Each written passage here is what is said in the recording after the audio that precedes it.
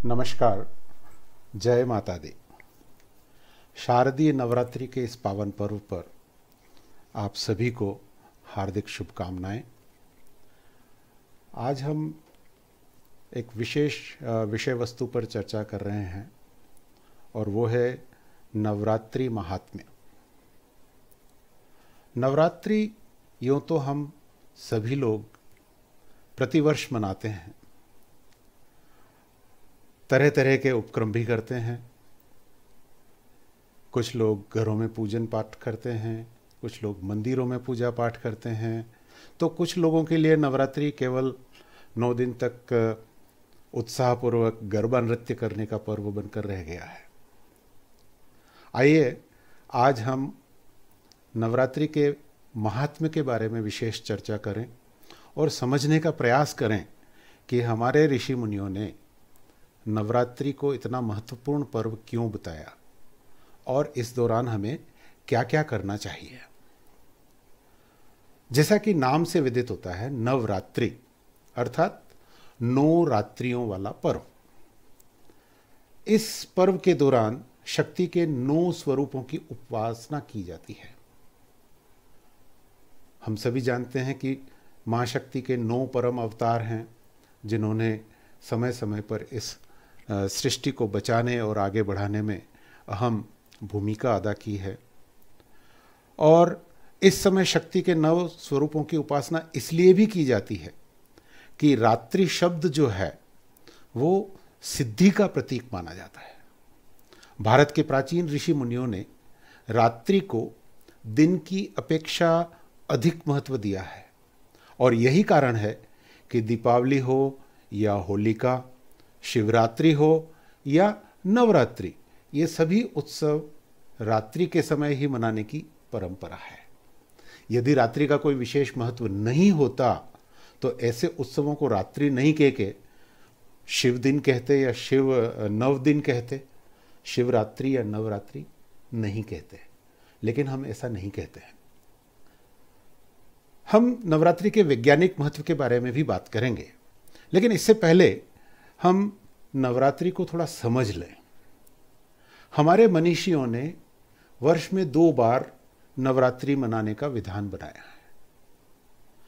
पहला, विक्रम संवत के पहले दिन अर्थात चैत्र मास शुक्ल पक्ष की प्रतिपदा अर्थात पहली तिथि से लेके 9वीं तिथि तक। इसी प्रकार इसके ठीक 6 महीने बाद अश्विनी मास की शुक्ल पक्ष की प्रतिपदा से लेके 9वीं तक अर्थात विजयादशमी के 1 दिन पहले तक यह पर्व मनाया जाता है। फिर भी सिद्धि और साधना की दृष्टि से अगर हम देखें तो जो शारदीय नवरात्रि है उसका महत्व चैत्री नवरात्रि से अधिक माना जाता है। क्यों? क्योंकि इस दौरान लोग अपनी आध्यात्मिक और मानसिक शक्ति को संचय करने के लिए अनेक प्रकार के व्रत, संयम, नियम, यज्ञ, भजन, पूजन, योग साधना आदि करते हैं। यहाँ तक कि कुछ साधक तो इन पूरी 9 रात्रियों के दौरान पूरी रात पद्मासन अथवा सिद्धासन में बैठकर आंतरिक त्राटक या बीज मंत्रों के माध्यम से विशेष सिद्धियां तक प्राप्त करने का प्रयास करते हैं। यही नहीं, नवरात्रि के दौरान शक्ति के जो हमारे 51 पीठ हैं, 51 शक्ति पीठ हैं, इन सभी शक्ति पीठों पर भक्तों का समुदाय बड़े उत्साह के साथ शक्ति की उपासना के लिए एकत्रित होता है। हालांकि इस बार कोविड महामारी के चलते इन शक्ति स्थलों पर भीड़ कम रहने की संभावना है, लेकिन जो उपासक इन शक्तिपीठों पर नहीं पहुंच पाते हैं वे अपने निवास स्थल पर ही शक्ति का आवाहन करते हैं और कर सकते हैं। हालांकि आपको ये पता होगा कि अधिकांश उपासक शक्ति पूजा रात्रि में नहीं बल्कि दिन में ही पुरोहित को बुला करके संपन्न करवा लेते हैं। यहाँ तक कि सामान्य भक्त ही नहीं बल्कि पंडित और साधु महात्मा भी आजकल तो नवरात्रों में पूरी रात जागना नहीं चाहते, ना ही कोई आलस्य को त्यागना चाहते हैं। आजकल बहुत कम उपासक ऐसे हैं जो आलस्य को त्याग कर आत्मशक्ति, मानसिक शक्ति और यौगिक शक्ति की प्राप्ति के लिए रात्रि के समय का उपयोग करते देखे जाते हैं।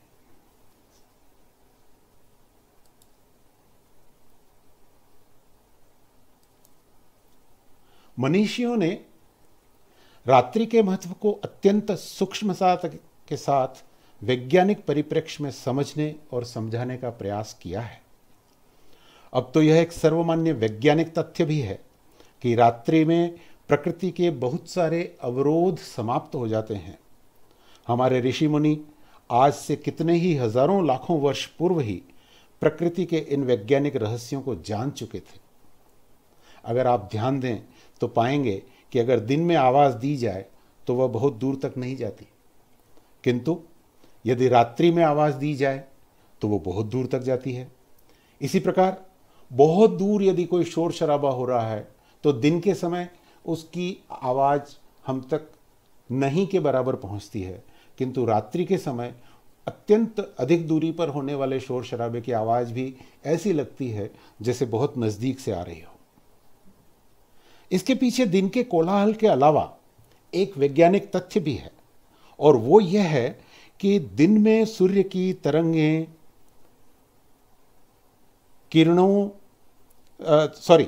कि दिन में सूर्य की किरणें आवाज़ की तरंगों और रेडियो तरंगों को आगे बढ़ने से रोक देती हैं। आपको मालूम होगा कि रेडियो, अभी तो रेडियो का ज़माना नहीं रहा, लेकिन जिन लोगों ने रेडियो सुना है, रेडियो इस बात का जीता जागता उदाहरण है। कम शक्ति के रेडियो स्टेशनों को दिन में पकड़ना अर्थात सुनना बहुत मुश्किल होता है, जबकि सूर्यास्त के बाद छोटे से छोटा रेडियो स्टेशन भी आसानी से सुना जा सकता है। इसका वैज्ञानिक सिद्धांत यह है कि सूर्य की किरणें दिन के समय रेडियो तरंगों को जिस प्रकार रोकती हैं, ठीक उसी प्रकार मंत्र जाप की विचार तरंगों में भी दिन के समय रुकावट पड़ती है। इसीलिए ऋषि मुनियों ने रात्रि का महत्व दिन की अपेक्षा बहुत अधिक बताया है। मंदिरों में घंटे और शंख की आवाज़ के कंपन से दूर दूर तक वातावरण कीटाणुओं से रहित हो जाता है। यही रात्रि का तर्क संगत रहस्य है, जो इस वैज्ञानिक तथ्य को ध्यान में रखते हुए रात्रियों में संकल्प और उच्च अवधारणा के साथ अपनी शक्तिशाली विचार तरंगों को वायुमंडल में भेजते हैं, उनकी कार्य सिद्धि अर्थात मनोकामना सिद्धि उनके शुभ संकल्प के अनुसार उचित समय और ठीक विधि के अनुसार करने पर अवश्य पूर्ण होती है। तो आइए समझने की कोशिश करते हैं कि नवरात्रि का वैज्ञानिक महत्व क्या है।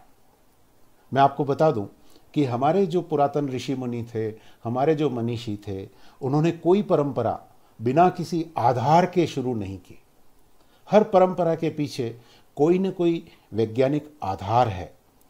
तो आइए समझने की कोशिश करते हैं कि नवरात्रि के पीछे कौन सा वैज्ञानिक आधार है।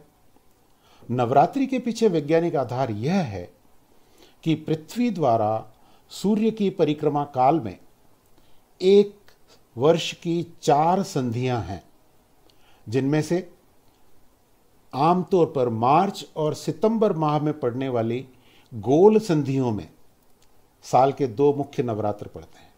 आपको पता होगा कि 2 प्रकट नवरात्र हैं, जो हम चैत्री नवरात्रि और शारदीय नवरात्रि के नाम से जानते हैं, जबकि गुप्त नवरात्र भी होते हैं जो प्रत्येक संधि के अवसर पर आते हैं। आपको निश्चित रूप से पता होगा कि ये दोनों समय ऐसे हैं, मार्च हो चाहे सितंबर या सितंबर के समापन अथवा अक्टूबर के प्रारंभ का समय। इस बार ये थोड़ा सा विलंब से शुरू हुआ क्योंकि इस बार एक अश्विनी मास अधिक था, तो इसलिए इस बार नवरात्रि 17 सितंबर के स्थान पर 17 अक्टूबर से शुरू हो रही है। इस समय रोगाणु आक्रमण की सर्वाधिक संभावना होती है और ऋतु संधियों में अक्सर देखा गया है कि शारीरिक बीमारियां बढ़ती हैं। अतः उस समय स्वस्थ रहने के लिए और शरीर को शुद्ध रखने के लिए तन मन को निर्मल और पूर्णतः स्वस्थ रखने के लिए की जाने वाली इस प्रक्रिया का नाम नवरात्र है। अब हम बात करें कि नवरात्र में 9 दिन या 9 रातों को गिनना चाहिए। अमावस्या की रात्रि से लेकर अष्टमी की रात्रि तक या प्रतिपदा से लेकर नवमी की दोपहर तक व्रत नियम चलने से 9 रात यानी नवरात्र इस पर्व का नाम पड़ा। क्योंकि यहां हम रात्रि गिनते हैं, इसलिए इसे नवरात्रि अर्थात 9 रात्रियों का समूह कहा जाता है। अगर सांकेतिक दृष्टि से देखें तो हमारे शरीर के 9 मुख्य द्वार हैं और 9 द्वारों का पिंजरा इसको इसीलिए कहा गया है, और इसके भीतर निवास करने वाली जीवनी शक्ति का नाम ही दुर्गा देवी है। और इसी दुर्गा देवी को हम इसके 9 स्वरूपों के माध्यम से जानते हैं। इन मुख्य इंद्रियों में अनुशासन, स्वच्छता, तारतम्य स्थापित करने के प्रतीक के रूप में शरीर तंत्र को पूरे साल के लिए सुचारू रूप से क्रियाशील रखने के लिए 9 द्वारों की शुद्धि का पर्व 9 दिन मनाया जाता है, और इनको व्यक्तिगत रूप से महत्व देने के लिए 9 दिन 9 दुर्गाओं के लिए कहे जाते हैं। हालांकि शरीर को सुचारू रखने के लिए विरेचन और सफाई या शुद्धि तो हम प्रतिदिन करते ही हैं, किंतु अंग प्रत्यंगों की पूरी तरह से भीतरी सफाई करने के लिए वर्ष में 2 बार यानी कि प्रत्येक 6 माह के अंतर से सफाई अभियान चलाया जाता है, जिसमें सात्विक आहार, व्रत का पालन करने, इन दोनों क्रियाओं से शरीर की शुद्धि होती है और साफ सुथरे शरीर में शुद्ध बुद्धि और उत्तम विचार निवास करते हैं, और उत्तम विचारों से ही उत्तम कर्म संभव हो पाता है। और अगर उत्तम कर्म हम करेंगे तो हम सच्चरित्रता की ओर बढ़ेंगे और हमारा मन पूर्णतः शुद्ध हो जाएगा। और कहा भी गया है कि स्वच्छ मन मंदिर में ही तो ईश्वर की शक्ति का स्थायी निवास होता है। हम सभी जानते हैं कि माँ दुर्गा के 9 स्वरूप हैं, जिनको दुर्गा सप्तश्लोकी में इस प्रकार से कहा गया है। प्रथमं शैलपुत्री च, द्वितीयं ब्रह्मचारिणी, तृतीयं चंद्रघंटेति, कुष्मांडेति चतुर्थकं, पंचमं स्कंदमातेति, षष्ठमं कात्यायनीति च, सप्तमं कालरात्रीति, महागौरीति चाष्टमं, नवमं सिद्धिदात्री च, नवदुर्गाः प्रकीर्तिता, उक्तान्यतानि नामानि ब्रह्मणेव महात्मना।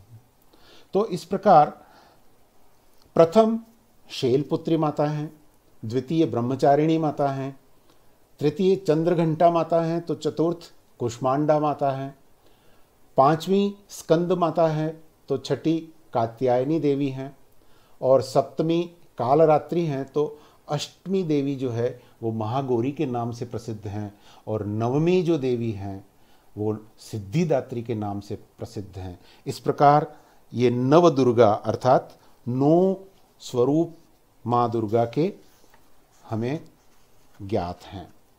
देखिए, हर स्वरूप का अपना एक विशिष्ट महत्व है। आइए मैं आपको बताने की कोशिश करता हूँ कि जैसे उदाहरण के लिए शैलपुत्री संपूर्ण जड़ पदार्थ, पत्थर, मिट्टी, जल, वायु, अग्नि और आकाश का स्वरूप है। अर्थात जिन पंच महाभूतों से हमारा शरीर का निर्माण हुआ है, उन पंच महाभूतों का प्रतिनिधित्व माँ शैलपुत्री करती हैं। माँ शैलपुत्री की आराधना से व्यक्ति रोग से मुक्त होता है और निरोगी शरीर प्राप्त करता है। माँ शैलपुत्री जो है, क्योंकि ये सभी प्राकृतिक पदार्थों की प्रतिनिधि हैं, इसलिए ये शक्ति, दृढ़ता, आधार और स्थिरता की प्रतीक है। अब ये जड़ पदार्थ चैतन्य कैसे होते हैं? तो इनमें चेतना डालने का काम करती हैं माँ ब्रह्मचारिणी। ब्रह्मचारिणी माँ जड़ चेतन के संयोग की प्रतीक है। जड़ में ज्ञान का प्रस्फुरण और चेतना का संचार माता ब्रह्मचारिणी के प्रभाव से होता है। माता ब्रह्मचारिणी की आराधना करने से हमें लंबी उम्र प्राप्त होती है, क्योंकि माता ब्रह्मचारिणी तप शक्ति की प्रतीक है। तीसरी जो देवी माँ है चंद्रघंटा। चंद्रघंटा नाद का प्रतीक है। हम जो भी उच्चारण करते हैं, जो हमारी वाणी है या संसार में जितने भी स्वर हैं, किसी भी प्रकार का स्वर ले लें, चाहे वो जल का स्वर हो या वायु का, तूफान का हो या चट्टानों का, इंसान का हो या जानवरों का, हर प्रकार के स्वर की जो अधिष्ठात्री देवी है वो है माँ चंद्रघंटा। चंद्रघंटा क्योंकि नाद और स्वर विज्ञान की देवी है, इसलिए ये आध्यात्मिक शक्ति की प्रदाता है। और चंद्रघंटा की आराधना करने से हमें वीरता और निर्भयता के गुण प्राप्त होते हैं। हमारे व्यवहार में सौम्यता और वाणी में विनम्रता आती है। माता का जो चौथा स्वरूप है वो है कुष्मांडा। कुष्मांडा अर्थात अंडे को धारण करने वाली, अर्थात गर्भाधान शक्ति की प्रतीक। समस्त प्रकार के जीवों में जो संतति उत्पत्ति का कारण है वो माँ कुष्मांडा देवी हैं। माँ कुष्मांडा त्रिविध ताप और कुत्सित उष्मा को हरने वाली देवी के रूप में जानी जाती हैं। इनकी आराधना से साधक रोग, शोक और विनाश से मुक्त होकर आयु, यश, बल और बुद्धि को प्राप्त करता है। पांचवी जो स्वरूप है माता की वो है स्कंद माता।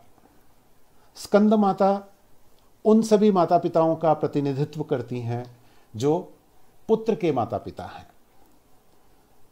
ये वात्सल्य की प्रतिमूर्ति हैं और कल्याणकारी शक्ति की अधिष्ठात्री हैं। ये अपने भक्तों को सांसारिक दुखों से मुक्ति देने वाली देवी माँ है। और इसी प्रकार जो छठा स्वरूप है वो कन्या के माता पिता का स्वरूप है और कात्यायनी देवी के नाम से इस स्वरूप को हम जानते हैं। कात्यायनी देवी धर्म, अर्थ, काम और मोक्ष चारों फल की दायी देवी हैं।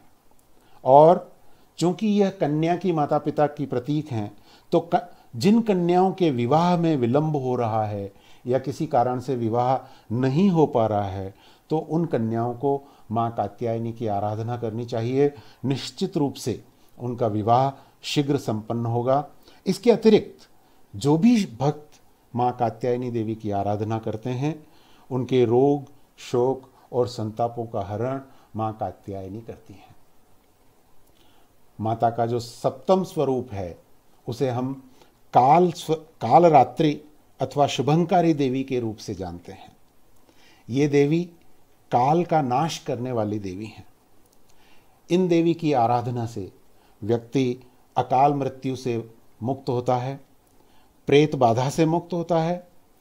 यही नहीं, व्यापार संबंधी समस्या हो, अचल संपत्ति, नौकरी या ऋण से संबंधित समस्या हो, या अग्नि भय या शत्रु भय हो, हर प्रकार के भय को माँ कालरात्रि की कृपा से हर भक्त अपने जीवन से दूर कर सकता है। और जो माँ का 8वां स्वरूप है वो महागौरी का स्वरूप है।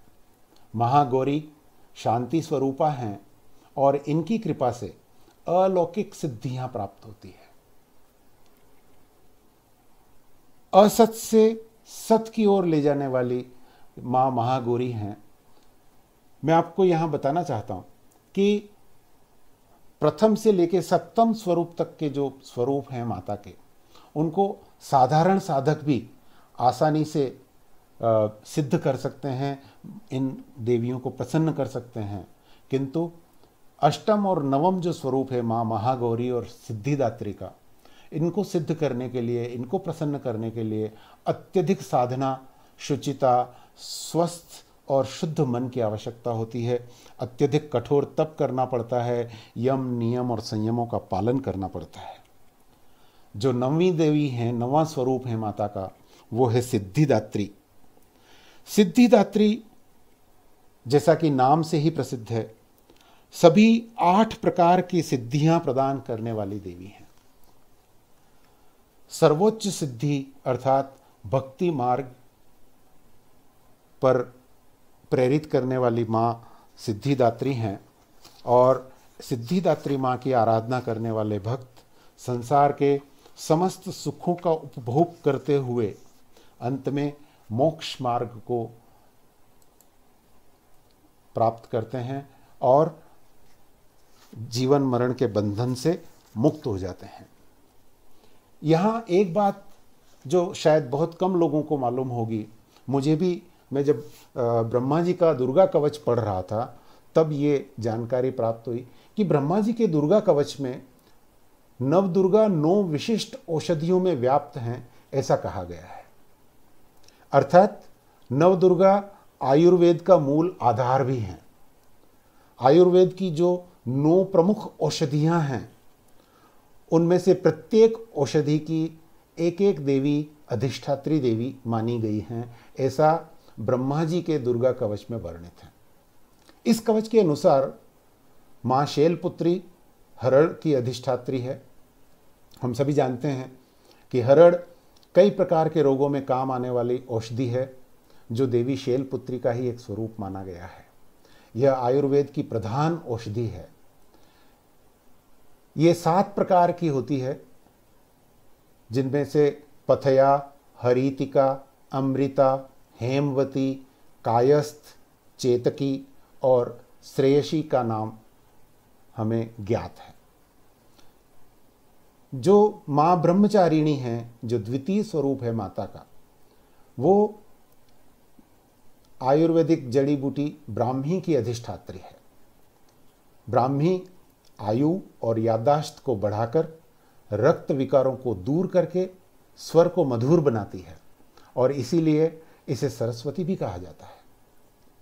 माता का जो तीसरा स्वरूप है चंद्रघंटा, वो चंदूसूर नामक औषधि का अधिष्ठात्री स्वरूप है। यह एक ऐसा पौधा है जो धनिये के समान है।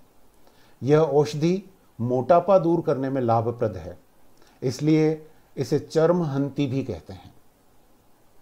माँ कुष्मांडा जो नवदुर्गा का चौथा स्वरूप है, यह पेठे की अधिष्ठात्री देवी हैं। पेठा आप सब लोगों ने अवश्य नाम सुना होगा, लेकिन शायद बहुत कम लोगों को मालूम होगा कि पेठा एक आयुर्वेदिक जड़ी बूटी है, जिससे पेठा नामक मिठाई बनती है। आगरा का पेठा आपने ज़रूर खाया और नाम सुना होगा, और इसीलिए इस रूप को पेठा कहते हैं। और जो ये फल है, इसे कुम्हड़ा अथवा कद्दू भी कहते हैं।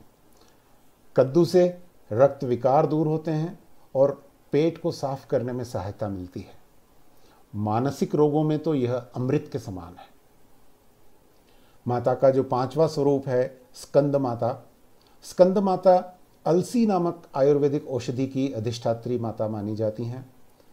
और अलसी जो है वो वात, पित्त और कफ रोगों की नाशक औषधि है। छठा स्वरूप कात्यायनी देवी का, जो मोइया नामक औषधि की अधिष्ठात्री हैं।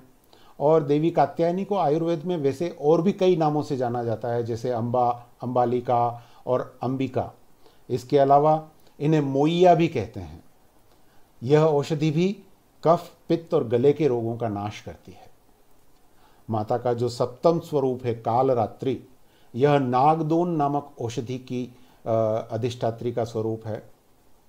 यह औषधि जो है वो सभी प्रकार के रोगों में लाभकारी और मन एवं मस्तिष्क के विकारों को दूर करने वाली औषधि है। माता का जो 8वां स्वरूप है महागौरी का स्वरूप, वो तुलसी का अधिष्ठात्री स्वरूप है। जो लोग नहीं जानते उनको बता दूं, तुलसी 7 प्रकार की होती है। सफ़ेद तुलसी, काली तुलसी, मरुता, दवना, कुढेरक, अर्जक और षटपत्र। तुलसी रक्त विकारों के लिए बहुत ही लाभदायक औषधि मानी जाती है, और ये हृदय रोगों को दूर करने में बहुत महत्वपूर्ण भूमिका निभाती है। और जो माता का सर्वोच्च स्वरूप सिद्धिदात्री का स्वरूप है, वो शतावरी नामक औषधि की अधिष्ठात्री देवी का स्वरूप है। इस स्वरूप को नारायणी शतावरी कहते हैं और यह बल, बुद्धि और विवेक के लिए बहुत उपयोगी माना जाता है। तो हमने देखा कि माता के जो 9 स्वरूप हैं वो सामान्य भक्तों से लेकर के योगियों और साधकों के लिए और रोगियों के लिए, सभी के लिए बहुत ही महत्व रखते हैं। और इन महत्वपूर्ण स्वरूपों को हम नवरात्रि के 9 दिनों में एक एक करके आराधना करते हैं। तो माँ के जो 9 स्वरूप हैं, ये 9 स्वरूप प्रतिदिन एक एक करके पूजे जाते हैं। नवरात्रि के पहले दिन माँ शैलपुत्री की पूजा की जाती है।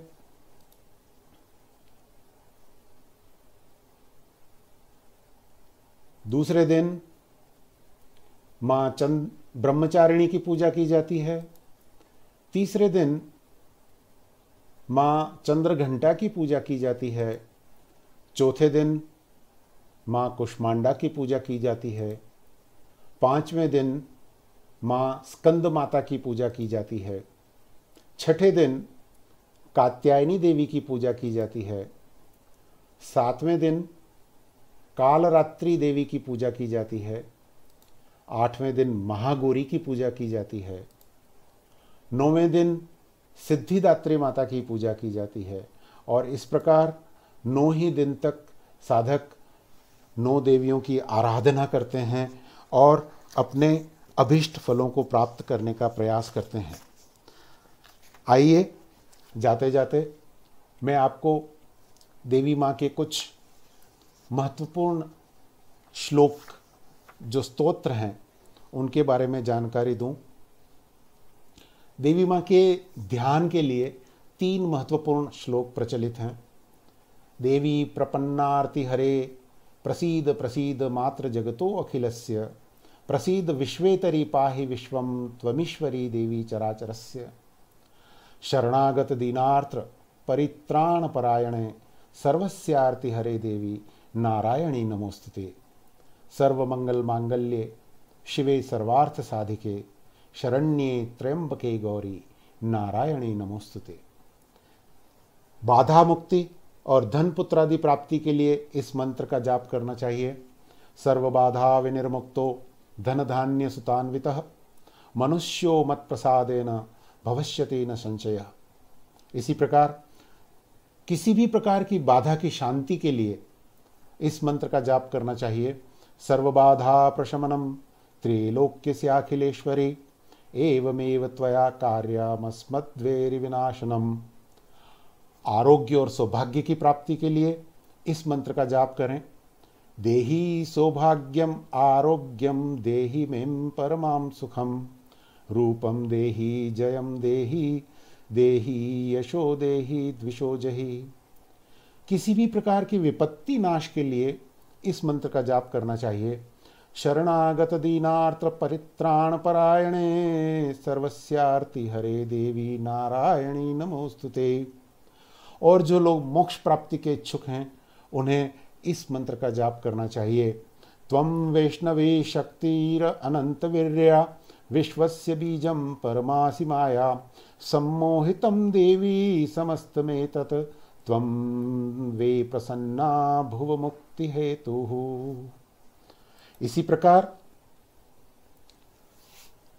भय नाश, अगर आपको किसी भी प्रकार का भय सता रहा है तो भय नाश के लिए माँ दुर्गा का ये मंत्र जो है वो आपको जाप करना चाहिए। सर्वस्वरूपे सर्वेशे सर्वशक्ति समन्विते भयभ्यस्त्राहिनो देवी दुर्गे देवी नमोस्तुते। कई लोगों को कई प्रकार के स्वप्न आते हैं सोते समय, तो स्वप्नों का फल जानने के लिए कि कार्य सिद्ध होगा कि नहीं होगा, इस तरह का अगर आपको जानकारी स्वप्न के माध्यम से प्राप्त करनी है तो आपको यह मंत्र सिद्ध करना चाहिए। दुर्गे देवी नमस्तुभ्यं सर्वकामार्थ साधिके मम सिद्धिम असिद्धिम वा स्वप्ने सर्व प्रदर्शय। शक्ति प्राप्ति के लिए सृष्टि स्थिति विनाशानां शक्तिभूते सनातनी गुणाश्रये गुणमये नारायणी नमोस्तुते।